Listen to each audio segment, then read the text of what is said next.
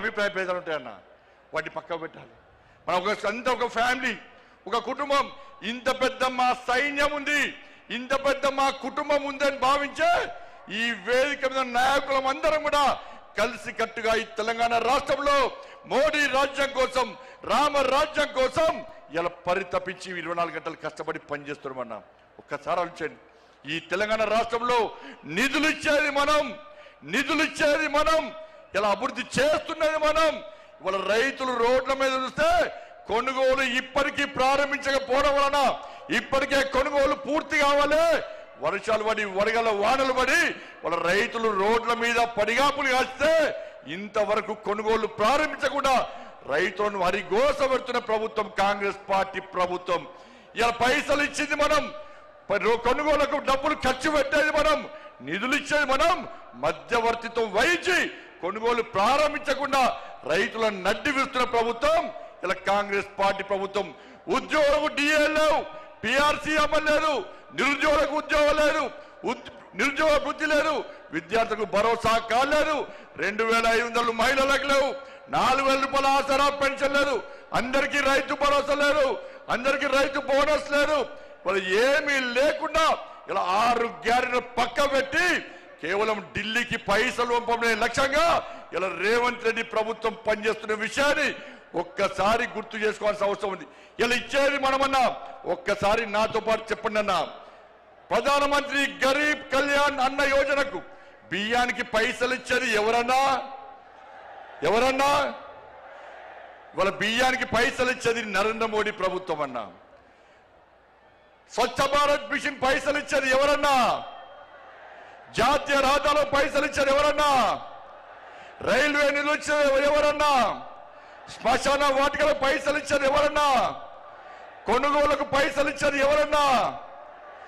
వాళ్ళ శ్మశాన వాటికలకు పైసలు ఇచ్చేది ఎవరన్నా? అన్ని నిధులు మనమే ఇస్తుంటే, వేల కోట్ల రూపాయల నిధులు మనకు వస్తుంటే ఇవాళ కాంగ్రెస్ పార్టీ ప్రభుత్వం మాకు ఏమి ఇస్తలేదని ఎలా భారతీయ జనతా పార్టీ ప్రభుత్వాన్ని బదనాం చేసే ప్రయత్నం చేస్తే అడ్డుకోవాల్సిన బాధ్యత మనకుదన్నా. ఇలా సనాతన ధర్మం కోసం పనిచేస్తామన్నా, ఈ తెలంగాణ రాష్ట్ర అభివృద్ధి కోసం పనిచేస్తామన్నా. సనాతన ధర్మం లేని భారతీయ జనతా పార్టీ లేదు.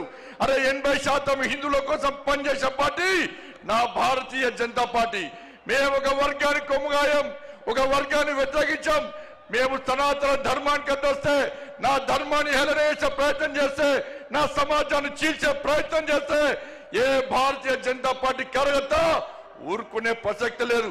మేము అల్లాను కించపరచలే, మేము యేసు ప్రభుని కించపరచలే, కానీ నా రాముని కించపరిస్తే, నా భగవంతుని కించపరిస్తే, నా సమాజాన్ని హేళన చేసే ప్రయత్నం చేస్తే ఊరుకునే ప్రసక్తి లేదన్న విషయాన్ని కాంగ్రెస్ పార్టీ, వాళ్ళ కమ్యూనిస్టు పార్టీలు కానీ బీఆర్ఎస్ పార్టీ కానీ గుర్తుంచుకోవాలి.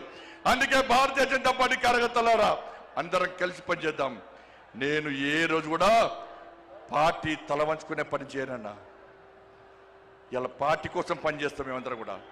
ప్రతి భారతీయ జనతా పార్టీ కార్యకర్త జై శ్రీరామ్, భారత్ మాతాకి జై అని నేను భారతీయ జనతా పార్టీ కార్యకర్తలని చెప్పి తలెత్తుకొని సగర్వంగా తలెత్తుకునే విధంగా పనిచేస్తుంది తప్ప పార్టీకి తల వంచే పని చేయనన్నా.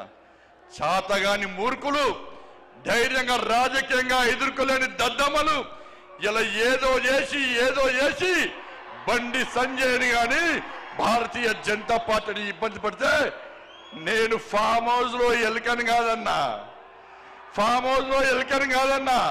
నేను నా అయ్య పేరు చెప్పి రాజకీయాలు రాలేదన్నా, నా తాత పేరు చెప్పి రాజకీయాలు రాలేదన్నా, ఏదో జెండా పెట్టి అంటే రాలేదన్నా.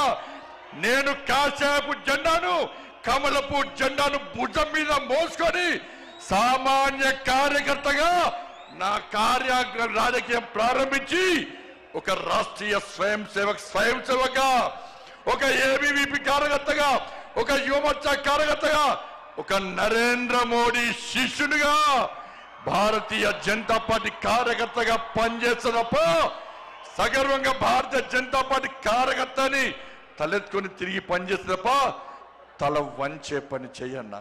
నన్ను నమ్మండి అన్నా, తప్పుడు ప్రచారం నమ్మకండి అన్నా. మా ఎంబడి ఉండండి, ఇక వదిలిపెట్టే ప్రసక్తే లేదు. ఈ రోజు నుంచే మోడీ గారు ఈ రోజు వచ్చిపోయిన తర్వాత ఈ రోజు నుంచే తెలంగాణ రాష్ట్రంలో ధర్మం, తెలంగాణ అభివృద్ధి